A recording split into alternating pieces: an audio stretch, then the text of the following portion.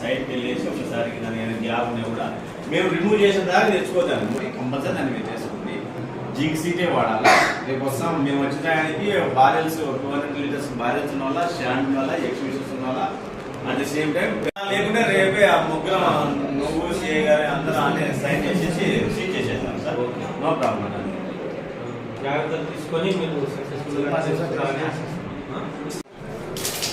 దీపావళి పండగ సందర్భంగా fire crackers అనేది స్టాల్స్ ఏర్పాటు చేస్తారు కాబట్టి దాంట్లో తీసుకోవాల్సిన చర్యలు అదేవిధంగా సేఫ్టీ మెజర్స్ అన్నీ ఉంటేనే పర్మిషన్స్ అనేది ఇవ్వడం జరుగుతుందని చెప్పేసి గౌరవ కలెక్టర్ గారి ఆదేశాల మేరకు ఈరోజు ఇప్పుడే మనకు పోలీస్ శాఖ, ఫైర్ డిపార్ట్మెంటు, ఎలక్ట్రిసిటీ డిపార్ట్మెంటు, ఆ ల్యాండ్ ఎవరిదైతే ఓనర్ ఉన్నారో కోఆపరేటివ్ సొసైటీకి సంబంధించి వారితో, సంబంధిత శాఖల అధికారులతో మరియు ఎవరైతే అక్కడ స్టాల్స్ ఏర్పాటు చేయాలనుకుంటున్నారో ఆ యొక్క ఆశావహులతో అందరితో ఇప్పుడే మనము మన కార్యాలయం నందు మీటింగ్ నిర్వహించడం జరిగింది.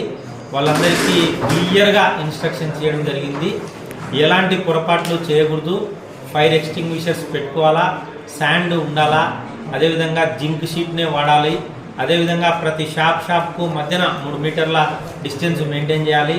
ఖచ్చితంగా ఏదైతే ఫైర్కు సంబంధించి ప్రోటోకాల్ ఉంటుందో అది ఖచ్చితంగా పాటించాలని చెప్పి, అదేవిధంగా మనకు పోలీస్ శాఖ నుంచి, ఫైర్ నుంచి, ఎలక్ట్రిసిటీ నుంచి అన్నిటి నుంచి నో అబ్జెక్షన్స్ తెచ్చుకున్న వాళ్ళకు మాత్రమే పర్మిషన్స్ ఇక్కడ నుంచి గ్రాంట్ చేయబడతాయని కూడా స్పష్టంగా తెలియజేయడం జరిగింది. ఇది ఎంతసేపు ఉన్నా మనం ఎంతో వేడుకగా మంచిగా జరుపుకునేది కాబట్టి దాంట్లో ఎలాంటి పొరపాట్లు జరగకుండా, అదేవిధంగా అక్కడ ఏదైనా అగ్ని ప్రమాదాలు తలెత్తితే చాలా రిస్క్ ఉంటుంది కాబట్టి అట్లాంటివి ఏమే కానీ జరగకుండా పూర్తి జాగ్రత్తలు తీసుకోవాలని వాళ్ళకి తెలియజేస్తూ అన్ని శాఖల అధికారులతో కోఆర్డినేషన్తో ముందుకు పోతున్నాం. ఆ స్థలాన్ని కూడా విజిట్ చేయడం జరిగింది, వాళ్ళందరికీ తెలియజేయడం జరిగింది. ఎక్కడ ఎలాంటి పొరపాటు లేకుండా చూసుకుంటామని చెప్పి మనకు మీడియా ముఖంగా తెలియజేస్తున్నాం. అందరికీ అడ్వాన్స్గా దీపావళి శుభాకాంక్షలు కూడా తెలియజేస్తున్నాం. మామూలుగా అయితే ప్రస్తుతానికి మా దగ్గరికి వచ్చిన దానిలో కేవలము 11 షాపుల వరకు మాత్రమే అన్నిటికీ సంబంధించి వాళ్ళు ఎన్ఓసీలు నో అబ్జెక్షన్లు ఇవ్వడం జరిగింది కార్యాలయానికి. కానీ ఆశావాదంగా 20 మంది అప్లై చేసినారు.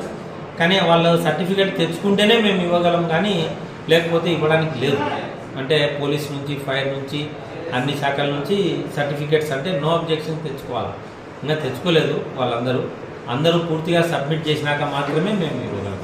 ఏమన్నా అమ్మితే మాత్రము మీరు ఖచ్చితంగా నామ్స్ ప్రకారం పడి